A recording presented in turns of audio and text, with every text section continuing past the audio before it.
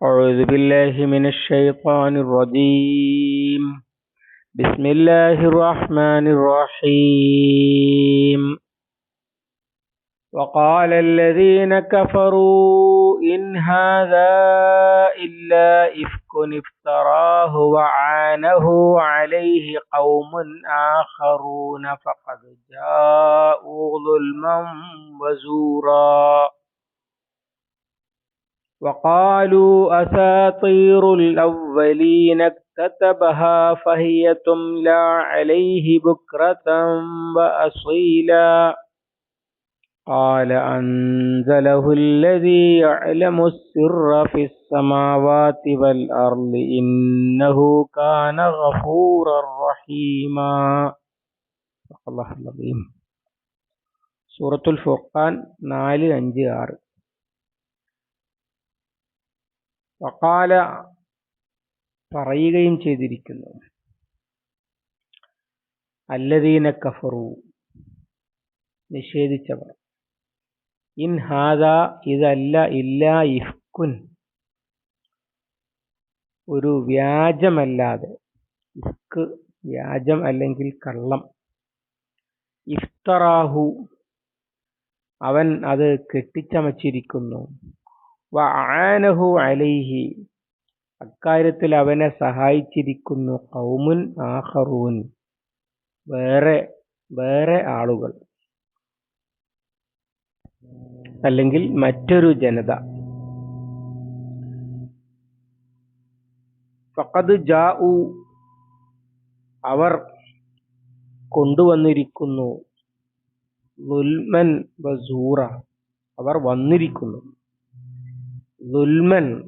ളുൽമുമായിട്ട് അഥവാ അക്രമവുമായിട്ട്, വസൂറ പെരും കള്ളവുമായിട്ട്. കദിബിനേക്കാൾ വലിയ കെട്ടിച്ചമച്ച് പറയുന്ന വ്യാജം അല്ലെങ്കിൽ കള്ളസാക്ഷ്യം, അതിനൊക്കെയാണ് സൂർ എന്ന് പറയാം.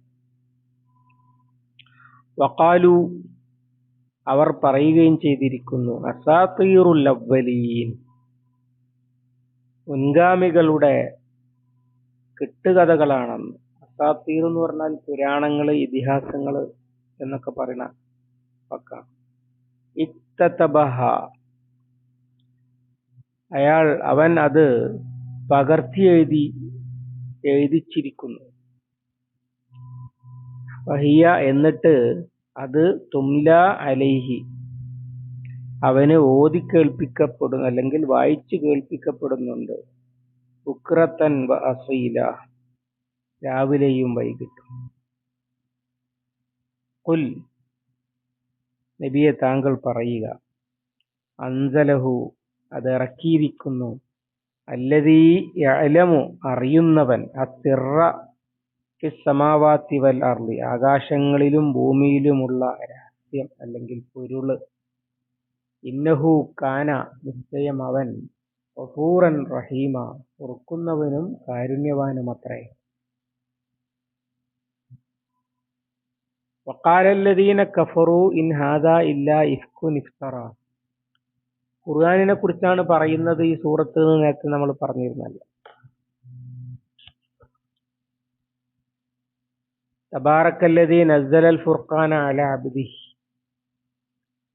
അങ്ങനെ അള്ളാഹു അത്യുന്നതനാണ് എന്ന് മനസ്സിലാക്കിയിട്ടും ആളുകൾ അവനെ കൂടാതെ വേറെ ഏതൊക്കെയോ ദൈവങ്ങളെ സ്വീകരിച്ചിരിക്കുന്നു. എന്നിട്ട് അള്ളാഹു ഇറക്കിയ ഖുർആനിനെ കുറിച്ചുള്ള അവരുടെ വർത്തമാനം എന്താണ്? അതാണ് ഈ പറയുന്നത്. വഖാലല്ലദീന കഫറു നിഷേധിച്ചവർ പറഞ്ഞിരിക്കുന്നു, ഇൻ ഹാദാ ഇല്ലാ ഇഫ്കുൻ ഇഫ്തറ അത് അവൻ കെട്ടിച്ചമച്ച വ്യാജം മാത്രമാണ്, വ്യാജമല്ലാതെയല്ല.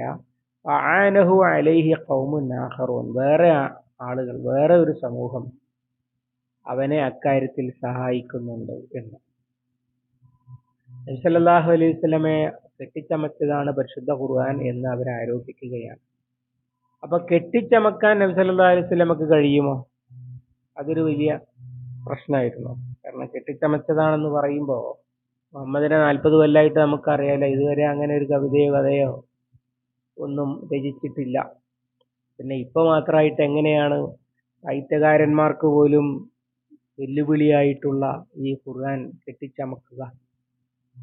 എന്നൊരു ചോദ്യം ഉണ്ടാകും. കാരണം എഴുതാനും വായിക്കാനും അറിയാത്ത നബി, കവിയല്ലാത്ത നബി, ഇതൊക്കെ അവരുടെ മുമ്പിൽ അവർക്ക് അറിയുന്നതാണല്ലോ. അപ്പൊ അതിന് പഴുതടക്കാൻ വേണ്ടി ഒരു നുണ ഒരു നുണ നുണക്ക് താങ്ങായിട്ട് മറ്റൊരു നുണ, അതാണ് വഅനഹു അലൈഹി ഖൗമുൻ ആഖറൂൻ.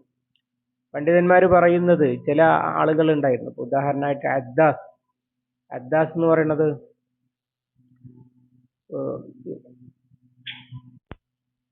ഹുവൈത്തിബ് ഇബ്നു അബ്ദുൽ ഉസ്സ എന്നയാളുടെ മോചിതനായ അടിമയായിരുന്നു. നബി സല്ലല്ലാഹു അലൈഹി വസല്ലമ തായിഫിൽ നിന്ന് വരുന്ന സമയത്ത് ഉത്ബത്ത് മുന്തിരി കൊടുത്തയക്കുന്നുണ്ട് അദ്ദാസിന്റെ കയ്യിൽ. അങ്ങനെയാണ് റസൂൽ സല്ലല്ലാഹു അലൈഹി വസല്ലമയെ കണ്ടുമുട്ടുന്നതും ആ സംഭാഷണം അവസാനം ഇസ്ലാം സ്വീകരിക്കുന്നതിലാണ് കലാശിച്ചത്. അങ്ങനെയുള്ള ആളുകൾ, അതുപോലെ വേറെയും ചിലരുണ്ട്, അവരൊക്കെ ഇസ്ലാം സ്വീകരിച്ചിരുന്നു.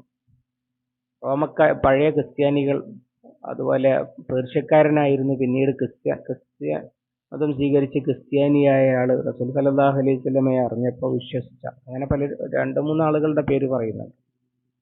അപ്പൊ അവരൊക്കെ നബി സല്ലല്ലാഹു അലൈഹി വസല്ലമക്ക് പറഞ്ഞു കൊടുക്കുന്നതാണ് ഈ കഥകൾ എന്നൊക്കെയായിരുന്നു ചിലര് ആരോപിച്ചിരുന്നത്. നദ്ർ ഇബ്നു ഹാരിസ് പേർഷ്യയുടെ പുരാണങ്ങളൊക്കെ കൊണ്ടുവന്ന് കെട്ടിപ്പാടി അവതരിപ്പിക്കുന്ന സൂറത്തുൽ ലുഖ്മാനിൽ വമിനന്നാസി മൻ യശ്തരി ലഹ്വൽ ഹദീസ് ലിയുദില്ല അൻ സബീലില്ലാഹ് എന്ന ആയത്തിന്റെ പശ്ചാത്തലമായിട്ട് അത് വിവരിക്കുന്നുണ്ട് മുഫസ്സിറുകൾ. വില കൊടുത്തു വാങ്ങി കെട്ടുകഥകൾ, വിനോദ വർത്തമാനങ്ങളും കൊണ്ടുവന്ന് അവതരിപ്പിക്കുക, എന്നിട്ട് മുഹമ്മദ് പറയുന്നതിനേക്കാളും നല്ല കഥകൾ ഞാൻ പറഞ്ഞു തരാം എന്നൊക്കെ പറഞ്ഞ ആളുകളുടെ ശ്രദ്ധ തിരിക്കാൻ വേണ്ടി കഠിനാധ്വാനം ചെയ്യുകയായിരുന്നു നദ്ർ ഇബ്നു ഹാരിസ് ഒക്കെ. അപ്പൊ അതുകൊണ്ട് അവരുടെ ആരോപണമായിരുന്നു ഇങ്ങനെയുള്ള അദ്ദാസും അതുപോലെ അലാവും പോലെയുള്ള ആളുകൾ, അല്ലെങ്കിൽ ജൂത സമൂഹം, ഇക്കാലത്തുമുള്ള ഒരു ആരോപണമാണ് ബൈബിളിന്റെ കോപ്പിയടിയാണ് എന്നാണ് പറയുക. ബൈബിൾ എവിടെ കിടക്കുന്നു, ഖുർആൻ എവിടെ കിടക്കുന്നു എന്ന് വായിച്ചു നോക്കുന്നവർക്കറിയാം. ഇങ്ങനെ വേറെ ആരൊക്കെ സഹായിക്കുന്നുണ്ട് മുഹമ്മദിനെ സല്ലല്ലാഹു അലൈഹി വസല്ലം എന്നായിരുന്നു അവരുടെ ആരോപണം. അതിനുള്ള മറുപടിയായിട്ട് അല്ലാഹു തആല പറയുകയാണ്, ഫഖദ് ജാഉ ളുൽമൻ ബസൂറ, അവർ അക്രമവും കടുത്ത കള്ളവും പെരുങ്കള്ളവുമായിട്ടാണ് വന്നിട്ടുള്ളത്. ഇതിൽ പറയുന്നതിനോട് എനിക്ക് യോജിപ്പില്ല, ഇത് ഉള്ളതാണോ എന്നറിയില്ല എന്നൊക്കെ പറയുകയും അത് വായിച്ചു നോക്കി നിരൂപണം നടത്തുകയൊക്കെ ചെയ്ത് എന്നിട്ട് എതിർത്താലും അത് മനസ്സിലാകും. അങ്ങനെയല്ല, അവർക്കറിയാത്ത, ഇത് കെട്ടിച്ചമച്ചതാണ് എന്ന് പറയുന്നവർക്കറിയാം ഇത് കെട്ടിച്ചമച്ചതല്ല എന്ന്. അതുപോലെ തന്നെ ഇത് വേറെ ആരോ സഹായിക്കുന്നതാണ് എന്ന് പറയുന്നവർക്കറിയാം സഹായിക്കുകയല്ല. പിന്നെ എന്തിനാ പറയുന്നത്? ആളുകളെ തെറ്റിദ്ധരിപ്പിച്ച് ഇതിൽ നിന്ന് അകറ്റി നിർത്തിയില്ലെങ്കിൽ ഞങ്ങളുടെ കാര്യം പോക്കാണ് എന്ന് അവർക്കറിയാം. അതിന്റെ പേരിലാണ് ഇത് കെട്ടിച്ചമച്ചതാണ് എന്നവർ പറയുന്നത്. അങ്ങനെ അക്രമമാണ് അവർ ചെയ്യുന്നത്. അവർക്ക് ബോധ്യമില്ലാത്ത കാര്യങ്ങൾ പറഞ്ഞ ആളുകളെ തെറ്റിദ്ധരിപ്പിക്കുക, അതിനുവേണ്ടി പെരുങ്കള്ളം പറയുക, ഇതൊക്കെയാണ് അവർ ചെയ്തുകൊണ്ടിരിക്കുന്നത് എന്ന് അള്ളാഹുവിന്റെ പ്രതികരണം. ഇനി മറ്റൊരു ആരോപണവും, വഖാലു അസാത്തീറുൽ അവ്വലീൻ, പിന്നെ അവരുടെ ഒരു ആരോപണം ഇത് പൗരാണികരുടെ മിത്തുകളാണ്, അല്ലെങ്കിൽ കെട്ടുകഥകളാണ്, ഐതിഹ്യങ്ങളാണ് എന്നൊക്കെ. അപ്പൊ എങ്ങനെ കിട്ടുന്നു? ഇഖ്തതബഹ, നബി സല്ലല്ലാഹു അലൈഹി വസല്ലം അത് എഴുതിയെടുപ്പി, കാരണം എഴുതാനും വായിക്കാനും അറിയില്ല, അപ്പൊ വേറെ ആരെക്കൊണ്ടോ അത് എഴുതിച്ചു കൊണ്ടുവന്നിരിക്കുന്നു. എന്നിട്ട് ഫഹിയ തുംല അലൈഹി ബുക്രത്തം വസീല, രാവിലെയും വൈകുന്നേരവും ഒക്കെ റസൂൽ സല്ലല്ലാഹു അലൈഹി വസല്ലമക്ക് ഇത് ആരോ അങ്ങനെ വായിച്ച് കേൾപ്പിച്ച് പറഞ്ഞു കൊടുക്കുന്നുണ്ട്. എന്നിട്ട് അള്ളാഹു എനിക്ക് ഇറക്കിയതാണെന്ന് പറഞ്ഞിട്ട് നബി സല്ലല്ലാഹു അലൈഹി വസല്ലം ഇങ്ങനെ പറയുകയാണ് എന്നാണ് ആരോപണം. ഇതിനൊന്നും അള്ളാഹു തആല മറുപടി പറയുന്നില്ല. പകരം ഒറ്റ വാചകമേ ഉള്ളൂ, ഖുൽ അൻസലഹുല്ലദീ യഅലമു സിർറ ഫിസ് സമാവാതി വൽ അർദ്. നബിയെ, താങ്കൾ പറഞ്ഞേക്കുക ഇത് ആകാശഭൂമികളുടെ രഹസ്യം അറിയുന്നവൻ ഇറക്കിയിട്ടുള്ളതാണ് എന്ന്. എന്തുകൊണ്ടാണ് അതിനെ ഒന്നും നിഷേധിക്കാൻ നിൽക്കാതെ ഈ മറുപടി, പോസിറ്റീവ് മറുപടി മാത്രം പറയുന്നത്? കെട്ടിച്ചമച്ചതല്ല എന്ന് ഖുർആൻ മറ്റു സ്ഥലങ്ങളിൽ വെല്ലുവിളിക്കുന്നൊക്കെയുണ്ട്. സൂറത്തുൽ ബഖറയിൽ വഇൻ കുൻതും ഫീ റൈബിൻ മിമ്മാ നസ്സൽനാ അലാ അബ്ദിനാ ഫഅ്തു ബിസൂറത്തിൻ മിൻ മിസ്ലിഹി ഫദ്ഉ ശുഹദാഅക്കും മിൻ ദൂനില്ലാഹി ഇൻ കുൻതും സാദിഖീൻ എന്ന് പറഞ്ഞത് മദീനയിൽ ഇറങ്ങിയതാണ്. മക്കയിൽ ഇറങ്ങിയതിൽ തന്നെ